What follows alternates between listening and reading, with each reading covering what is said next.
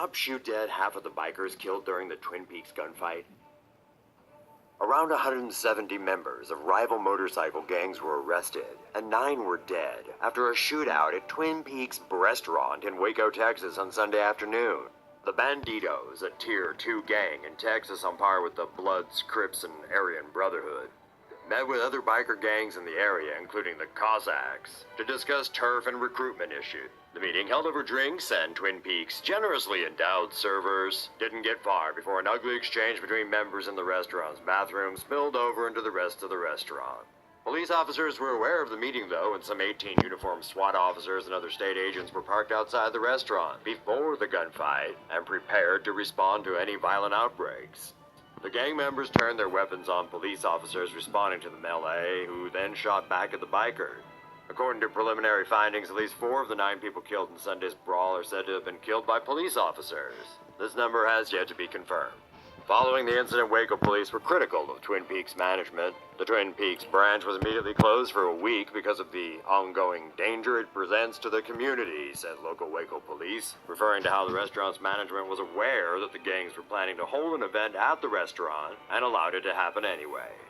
Twin Peaks corporate headquarters announced on Monday that the location will not open again as a Twin Peaks. Police recovered some 100 weapons from the parking lot after the shootout, and the approximately 170 biker gang members arrested were held at Waco's convention center overnight before they were booked into McLennan County Jail. After the shooting, some members of the Banditos and Cossacks motorcycle gangs were reportedly instructed to target uniformed officers in retaliation for Sunday's events. Indian car washer killed by high-pressure hose inserted in anus. A car washer in Mumbai was killed after a co-worker inserted a high-pressure air hose into his anus in what police allege was a prank gone wrong, but what others believe is a hate crime. The Toyota workers were arguing over the practice of animal sacrifice, with the suspect telling the victim, "You had mutton, we will take out your mutton now." He was likely pinned to the ground and the hose inserted into his anus, pumping about 140 pounds per inch of air pressure into his body.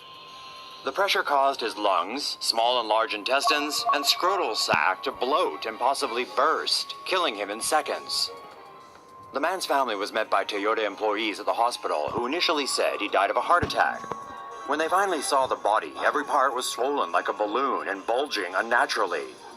The family suspect that more than one person was involved in the killing, and that the company and the police are attempting to cover up the crime.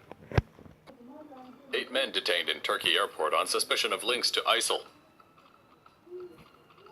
Screeners at Istanbul's Ataturk airport have detained 8 men suspected of having links to the Islamic State.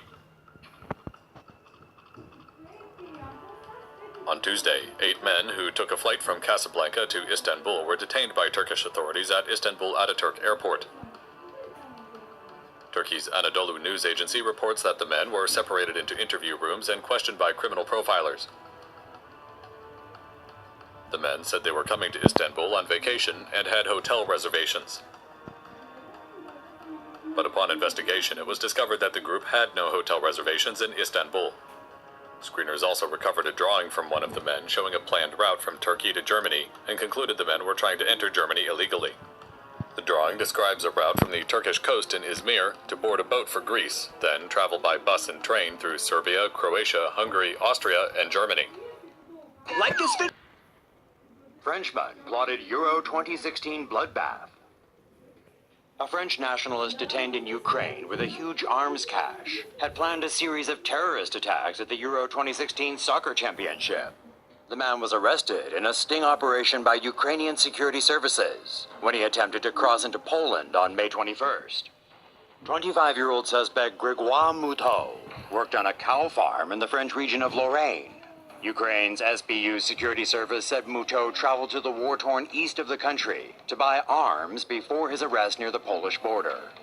Moutot allegedly bought an arsenal of weapons, which included 5 AK-47 rifles with 5,000 bullets, 125 kilos of TNT and 100 detonators, plus 2 RPG-7 anti-tank grenade launchers with 18 rounds.